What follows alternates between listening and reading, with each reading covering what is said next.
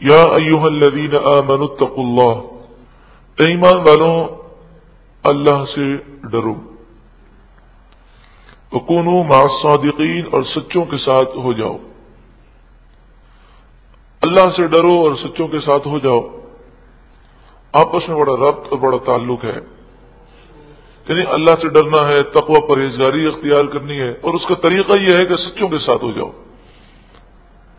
اللہ والوں کے ساتھ اٹھو بیٹھو، ان سے عقیدت محبت رکھو، ان کی سیرت ان کے کردار کو سمجھو،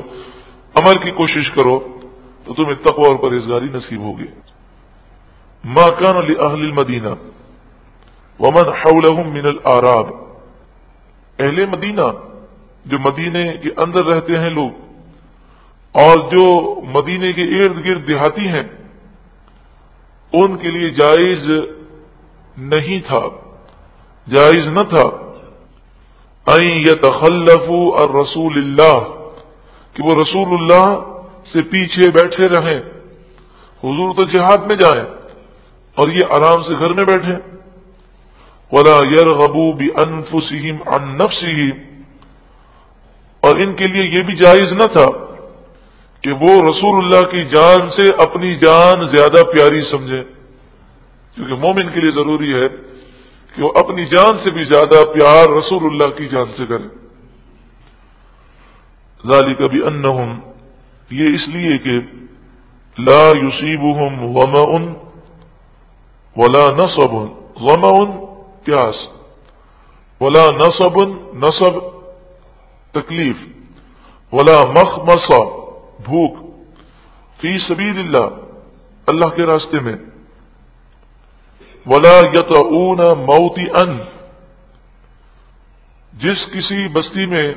وادی میں وہ قدم رکھتے ہیں، یغیظ الکفار، جس سے کافروں کو وہ غیظ دلاتے ہیں، پریشان کرتے ہیں، ولا ینالون من عدو نیلا، اور جو کچھ وہ کسی دشمن کا بگاڑتے ہیں، الا کتب لهم به عمل صالح، مگر ان کے لیے عمل صالح لکھا جاتا ہے۔ لیکن پہلے ہے لا یصیبہم، تو اس کا لفظی ترجمہ تو اس طرح ہے کہ جو انہیں پیاس، شروع میں تو ہم اس طرح کریں گے، پیاس نہیں پہنچتی انہیں، اور کوئی تکلیف نہیں پہنچتی، اور کوئی بھوک نہیں پہنچتی اللہ کی راہ میں، اور وہ کسی وادی میں قدم نہیں رکھتے کہ جس کے ذریعے وہ کافروں کو غصہ دلائے، اور وہ کسی دشمن کو کچھ نہیں بگاڑتے، مگر ہر عمل پر اللہ تعالیٰ انہیں عمل صالحہ ان کے نام اعمال میں لکھتا ہے۔ تو یہ نفی کی بات الا جو ہے وہ حصر کے لیے، یعنی ہر بھوک کا ثواب لکھا جاتا ہے، ہر تکلیف کا، ہر پیاس کا، ہر قدم کا اللہ تعالیٰ انہیں ثواب عطا فرماتا، کیونکہ اللہ کی راہ میں جو تکلیف اٹھائی جائے اس پر ثواب ہے۔ کہ ٹھیک ہے ہر شخص راحت چاہتا ہے، ہم حج پر جاتے ہیں تو ہماری کوشش یہی ہوتی ہے کہ ہمیں زیادہ سے زیادہ راحت ملے، لیکن باوجود اس کے اگر تکلیفیں آ جائیں تو بجائے پریشان ہونے کے خوش ہونا چاہیے کہ یہ جو حج کا سفر ہے یہ سفر اللہ کی راہ میں ہے، اور ایک ایک قدم پر، بھوک پر، پیاس پر، پریشانی پر، تکلیف پر، ہر ذرے کا اللہ تعالیٰ ہمیں ثواب عطا فرمائے گا۔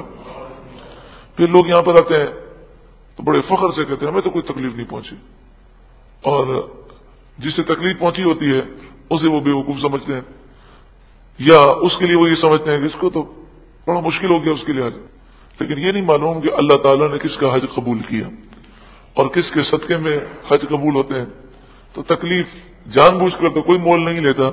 لیکن اگر تکلیف آ جائیں تو اس پر بندے کو اللہ کا شکر ادا کرنا چاہیے۔ تو جہاد کے معاملات میں جب صحابہ کرام نکلتے تو جب جنگ ختم ہو جاتی تو یہ آ کر وہ یہ نہیں کہتے تھے کہ ہمیں تکلیف نہیں پہنچی، بلکہ یہ جنہیں تکلیف پہنچی ہوتی، جنہیں زخم لگے ہوتے، وہ ان کے زخم کو رشک بھری نگاہوں سے دیکھتے اور کہتے کہ کاش اللہ کی راہ میں ہمیں بھی زخم لگے ہوتے۔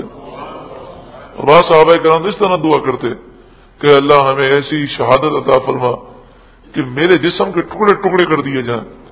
تاکہ میں کل بروز قیامت یہ کہہ سکوں کہ مالک میرا تو جسم تیری راہ میں ٹکڑے ٹکڑے کر دیا گیا. تو کیسے جذبات ہیں. ان اللہ لا یضیع اجر المحسنین، بے شک اللہ نیک لوگوں کے اجر کو ضائع نہیں کرتا. ولا ينفقون نفقة صغيرة ولا كبيرة، اور وہ نہیں خرچ کرتے تھوڑا، ولا کبیرہ اور نہ ہی زیادہ، ولا يقطعون واديا اور نہ ہی کوئی وادی وہ طے کرتے ہیں، الا كتب لهم مگر ان کے لیے وہ ساری نیکیاں لکھی جاتی ہیں. یعنی ہر صدقے پر، ہر خیرات پر اور ہر وادی میں چلنے پر انہیں نیکیاں ملتی ہیں. لِيَجْزِيَهُمُ اللَّهُ أَحْسَنَ مَا كَانُوا يَعْمَلُونَ، تاکہ اللہ تعالی ان کے سب سے بہتر کاموں کا انہیں صلہ دے. وَمَا كَانَ الْمُؤْمِنُونَ لِيَنْفِرُوا كَافَّةً، مسلمانوں سے یہ تو ہو نہیں سکتا کہ سب کے سب علم دین حاصل کرنے کے لیے نکل جائیں اور سب کے سب عالم دین بن جائیں. ہر کوئی آدمی تو یہ نہیں کر سکتا. لہذا اب کیا کرنا چاہیے؟ ہر خاندان سے، ہر قبیلے سے، ہر محلے سے افراد جمع کیے جائیں اور انہیں عالم دین بنایا جائے، تاکہ وہ پورے محلے کی اصلاح کریں، وہ پورے قبیلے اور خاندان کو سنبھالنے کی کوشش کریں، تاکہ لوگوں کو مسائل پوچھنے ہوں تو ان کے قبیلے میں، ان کے خاندان میں عالم ہو، متقی پرہیزگار ہو، جس سے وہ مسئلہ پوچھ سکیں. فلولا نفر من كل فرقة منهم طائفة، تو کیوں نہ ہوا کہ ان کے ہر گروہ میں سے ایک گروہ نکلے، لیتفقهوا فی الدین، کہ دین کی سمجھ حاصل کریں، ولینذروا قومهم، اور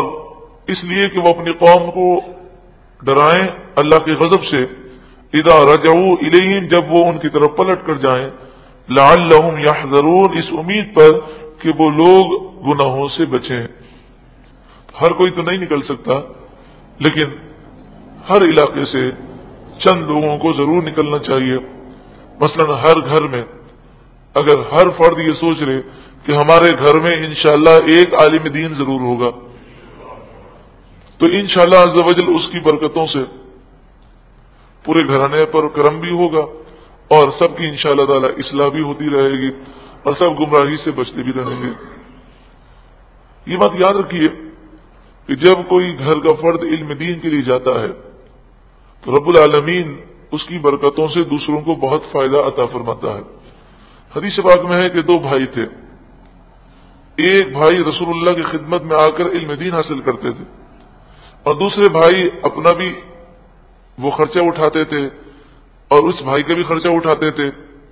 تو انہیں ڈبل مشقت ہوتی تھی. تو ایک دن انہوں نے رسول اللہ صلی اللہ علیہ وآلہ وسلم کی بارگاہ میں عرض کی